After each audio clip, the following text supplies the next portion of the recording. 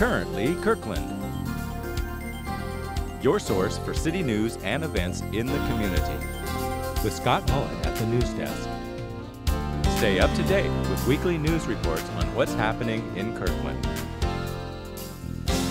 Now, here's Scott. Hi, this is Currently Kirkland, and I'm Scott Mullet. Yep, thank you. Through our show, every week, you can engage with your community by discovering the latest developments in citywide events. Up first, Kirkland's Totem Lake Flood Control Project passed its first 2 tests in November when rain hammered the city with 2 separate rainstorms. I just want to say what a fabulous project. I never had any expectation that you would get such fabulous outcomes so quickly. The businesses up in Totem Lake are going to be so relieved not to be flooded out. I remember getting all that correspondence last year, so well done. Normally, the rain that fell Thanksgiving week would have flooded Totem Lake Boulevard, forcing the city to shut down an important artery of commerce. But the efforts last August of the public works staff to remove a beaver dam and roughly 1,800 cubic yards of invasive vegetation and sediment from 3 areas downstream of Totem Lake reduced the area's susceptibility to flooding. That work improved the lake's natural ability to drain, and as a result, it increased its capacity to store water. Engineers measure this additional capacity in terms of freeboard, which refers to the distance between the top of the bank and the lake's surface. The flood control project increased Totem Lake's freeboard from 2 to nearly 4 feet. What is really cool about this graph is it shows how quickly the water went away, and that went away that quickly because of the removal of the sediment and the vegetation and the beaver dams. As an added precaution, the Public Works Department has placed a pump downstream of the lake, which can move 1.7 million gallons of water per day. The city will use this pump during rainstorms and in anticipation of significant rain events. 2 years ago, we had the Totem Lake Symposium where business owners and property owners came together to identify some of the barriers to the Totem Lake Business District. And flooding was identified, and we asked staff to take a look at it. And you have done an amazing job. And just today, I had Ellen Miller-Wolf and I had lunch with a new employer who is bringing a new business to Totem Lake with over 300 employees. And the things that we asked him, what do you want from a city when you are relocating a business? And he said, I want predictability. I want to know that, that the rules are thus, and, I can predict what's going to happen. And I thought I'd tell him a little bit about some of the things we were doing in Totem Lake, and I couldn't believe how excited he was about flooding. After months of discussion, the Denny Creek Neighborhood Alliance last week modified its bylaws, broadened its mission, and changed its name. The newly named Finn Hill Neighborhood Alliance elected 5 more members to the board that will represent the neighborhood's 15,000 residents and serve as their primary conduit to the city. The Finn Hill Neighborhood Alliance now has a broader community agenda rather than one focused entirely on Finn Hill's lush environment. Since the June 1st annexation, members of the Denny Creek Neighborhood Alliance had been considering 2 opposing opportunities: create a new neighborhood association or expand the existing alliance to encompass neighborhood goals and concerns. Still, protecting Finn Hill's rich environment is a top Alliance priority. The Alliance developed a 10-item project list for 2011 and 2012. 8 of the projects are focused on enhancing or protecting some aspect of Finn Hill's natural environment. This includes the Alliance's ongoing 5-year effort to counter the root rot that is killing 40 acres of Douglas firs at Juanita Woodlands. The Alliance plans to plant 10,000 new trees, one at a time. Historically, the tree planting attracts 50 to 60 volunteers, but the Alliance is always looking for more. To find out how you can volunteer, visit dennycreek.org. When Matt McCauley compiled 2 years' worth of his newspaper columns on Kirkland's early history into a book, he had no idea if anyone would be interested in it. Soon after the 2010 release of A Look to the Past, McCauley's book has become Kirkland's most recent go-to source for local history. Readers love the large format, the decades-old photographs and vignettes. Still, some readers complained the book was incomplete due to the omission of one element that is essential to any book of record: an index. With the help of a local librarian, McCauley used that omission to introduce a second edition, complete with an index and a new story that illuminates the crippling power of disease. We met with Matt McCauley at Park Place Books last week to discuss this story and others he has included in his book. When I was working on that book, it was pretty constant through the summer of 2010 for Constant, about 3 months. 5-6 hours a day? Oh, more than that probably, yeah. I mean, I would go 7 days a week down to the Heritage Society, and I'd be down there for sometimes 10 hours a day. I think what mostly inspired it was people telling me after I got back, I kept all your old columns, you should put them together in a book. So you wrote the columns when you were in your 20s? Yeah, I was in my 20s. I was an undergraduate at Seattle University. I kind of got bit with a history interest as a young kid. We had 4 houses all in a row out in what was then very rural Juanita. And I used to talk to my next door neighbor, Mr. and Mrs. Fowler, about the history of Kirkland. And it fascinated me, you know, riding the ferry and all the stories of the different things that they used to tell. It was with the change that had come to Kirkland, because at that time, you had major developers like Harvey Chaussee and some of these others that were putting in a lot of housing developments and things. So the Juanita of my early childhood was very rural. It was full of, you know, livestock and pastures and wheel rut dirt roads and things like that. And in a very short period of time, it turned into the subdivisions and sort of urban environment that we know now. So I think in my case, some of what prompted my interest in history was just the ability to sort of get grounded on all this change that was occurring all around me. If you were to look back at Kirkland to its founding, what would you say was the most influential era? Well, probably the most influential era was Peter Kirk and his enterprise to build a steel empire here, 1888 to about 1893. That's when the streets were platted in what is now West of Market neighborhood in Norkirk. The iconic brick buildings at Market and 7th were built at that time.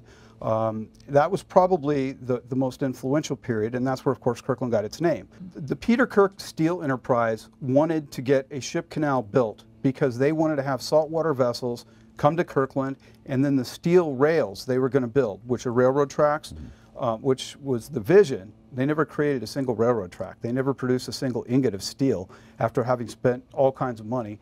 But nonetheless, the idea was that they would, up on Rose Hill where the Costco is now, is where they had the steel mill, and the rails would be built there and taken down by a tram to the water and placed on ships and taken out to foreign ports.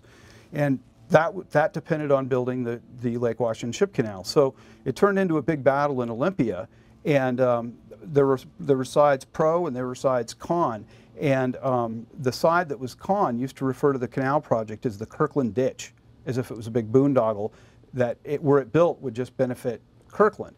And Kirkland's major competitor at that time was Tacoma, because Tacoma had a smelter and was involved in steel manufacturing. So you had this rivalry, and Tacoma forces didn't want Kirkland to succeed, and Kirkland forces did want Kirkland to succeed.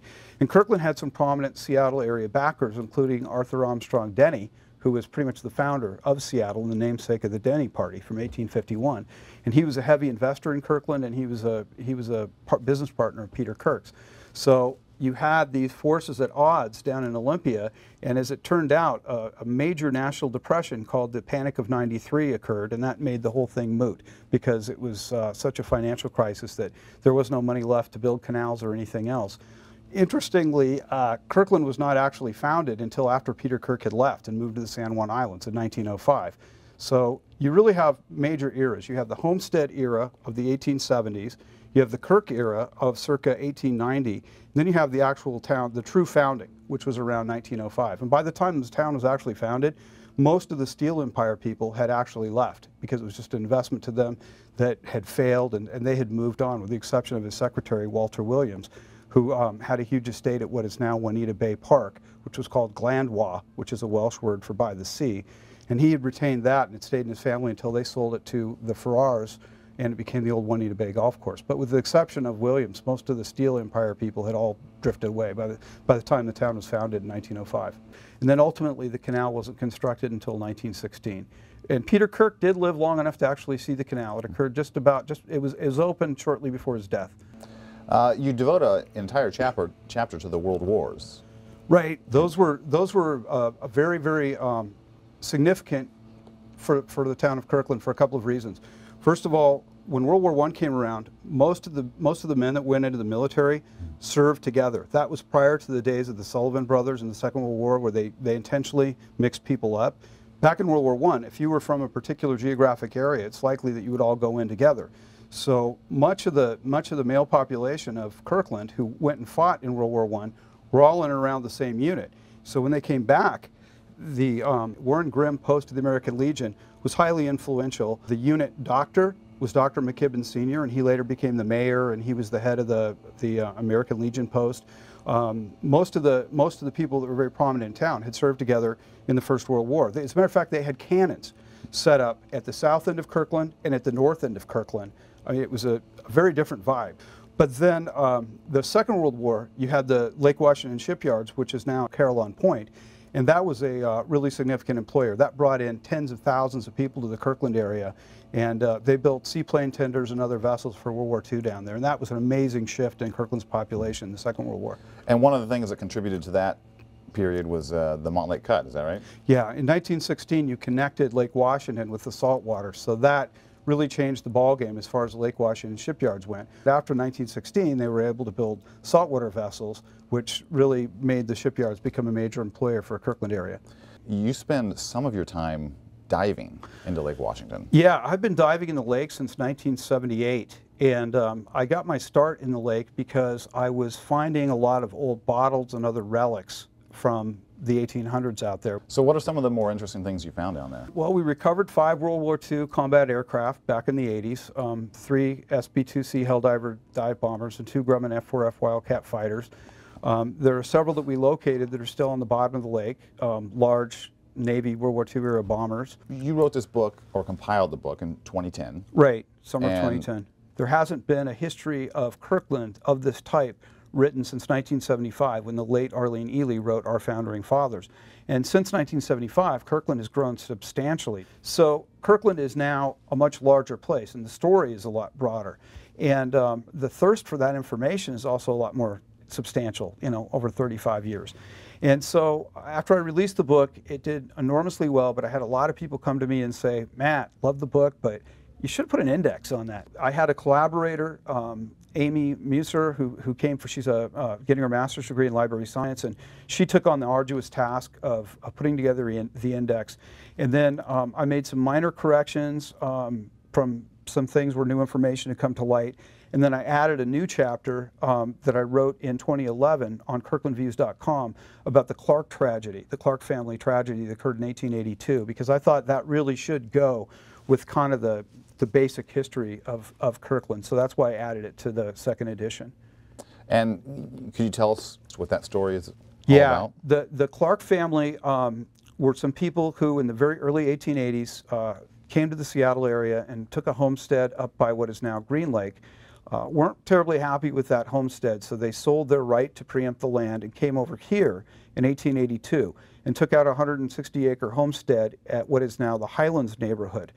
And they lived alone in the woods up there, in the very thick woods. Their nearest neighbor was the DeMott family, who had the homestead at what is now downtown Kirkland.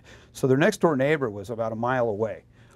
They were out there by themselves. They had 3 small children and then a baby and a dog. And the father was a shoemaker, Martin Clark, and he would work during the week in Seattle working on shoes. And we'd leave his wife and kids in the house. And so, you know, they were out in the middle of the woods, and there were some sad kinds of things that occurred. For example, one night the wife, Mrs. Clark, Eliza Clark, thought that an Indian or some kind of a criminal was breaking into their house. And so she saw a movement out through the window and blasted it with a black power shotgun, thinking she was killing an intruder. She killed their dog, not knowing what it was. And so, I mean, this was kind of scary. I mean, these people would hear the screams of cougars at night and all kinds of things that were then a part of the fabric of the wilderness that was Kirkland. And ultimately what ended up happening, very sadly, is that during a diphtheria epidemic, they lost, within a period of 3 days, their 3 older children, ages 9, 7, and 4, within a period of 3 days, right there in their house. And then at the end of that, the baby started seeming sick, and the wife started seeming sick. So with the help of a neighboring hunter slash trapper, a French Canadian, they borrowed a rowboat, went over to Seattle, sought help in the hospital, but were not allowed into the hospital because they were sick, which is the way things were back in those days. If you were too sick, they didn't let you into the hospital because you might get everybody sick and die, especially if it was diphtheria. So here they were, the father, the sick wife, the baby, and their friend out in the muddy streets, the muddy sawdust streets of Seattle, forlorn in the gray rain, not knowing what was going to happen, and after having just lost their 3 kids right in front of them. And they heard a voice behind them offering them assistance. They looked up, and it was a nun. And she said, "Can I help you?" And they said, well, you know, they explained that they were sick and they just had the 3 kids die and they didn't know what they were going to do. She said, "Come with me, I'll help you." And they were very devout Protestants, and they told her, they said, "I'm sorry, sister, we're not Roman Catholics." And she said, "It doesn't matter, you're children of God, come with me." So she took them and got a doctor to help them and spent about a month or 6 weeks nursing them back to health in Seattle. And then they reached a point where the father, Martin Clark, asked the wife, Eliza, if they want to leave the homestead after all the suffering and everything. Should we move on? She said, "No, I'm not going to leave my children," because the children were buried up there in the Highlands neighborhood. So she lived the rest of her days near the graves of her 3 little children who had died. She had 2 additional children after that. And ultimately, the children were exhumed and are now resting with the mother and father and their sister in the Kirkland cemetery. But she would not leave the graves of those little kids. And they gradually sold pieces of their property and pieces of their homestead, especially because when the Kirk boom came and imploded, they lost a lot of money on that, like a lot of the homesteaders did. But what's funny is the baby, the little girl, grew up to become a very beautiful woman. There's a picture of her in the book. And she was the very first graduate of Kirkland High School. And she married a man who was drifting through town to visit his cousins. But he met her and thought she was so beautiful, he stayed and married her. And he became the very first city treasurer of Kirkland when it was incorporated in 1905, a position that he held for 45 years until his death. And so they're all buried up there in the Kirkland Cemetery together. And their grandchildren were contributors to the book, who helped me with some of the photographs. And they're still alive and well and with us in our community today. How did you pick that story? I mean, there must have been others. The son that was born after the death was a Dr. Charles Walter Clark, and he became a very prominent researcher in the area of venereal disease, which people tend to smirk about now, but in the old days, pre-penicillin, that was a very serious source of human suffering. And I have to speculate that after having lost his older siblings to disease, if that maybe inspired him to go into medicine and to work toward the eradication of disease. He was an award-winning, very prominent medical doctor, and he had the presence of mind to take down the information from his parents and record it in a semi-fictional form. And it was from that record that I was able to write that chapter, along with homestead file records that corroborated a lot of what he said. One final note with a final reminder. The Washington State Department of Transportation just announced that tolling on the State Route 520 bridge begins December 29th at 5 a.m. Commuters are encouraged to be aware of the upcoming changes and have a commute plan ready. If you plan to take the bridge and would like to pay the lowest rate, you should set up your good-to-go accounts now so you'll hopefully receive a pass before tolling starts. My pass is already in hand. If you've purchased a pass, you might want to make sure it's activated. Tolling on the 520 will provide $1 billion toward the $4.65 billion for a new floating bridge, safety, and mobility improvements from I-5 in Seattle to State Route 202 in Redmond. The state hopes to open the new bridge in late 2014. Visit wasdot.wa.gov/good-to-go for pass information. Now don't miss our special holiday episode next week. Be sure to tune in. I have a few studio audience guests with me today to remind you that previous episodes of Currently Kirkland are available on demand on the city's website, your mobile devices, and on YouTube.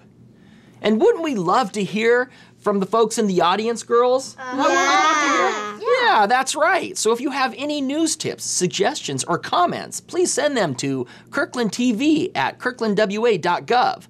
I'm Scott Mullet. And thanks for watching.